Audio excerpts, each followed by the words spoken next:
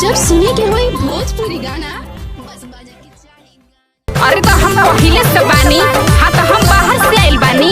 उत्ता के तनो तू हमसे कैसे ना चली, हमारा सहिया पे केहू के बपौती ना चली। अपना में पानी नहीं तोहरा में सटली, लजियो लिहाज तू ना के करो के रखनी। हे पासावान यार हे पासावान, हे पासावान कवन ककड़ में फसानी, हे पासावान कवन ककड़ में फसानी।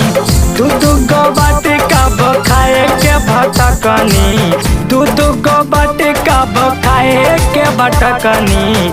हे पासावान यार हे पासावान, हे पासावान कवन ककड़ में फसानी, हे पासावान कवन ककड़ में फसानी।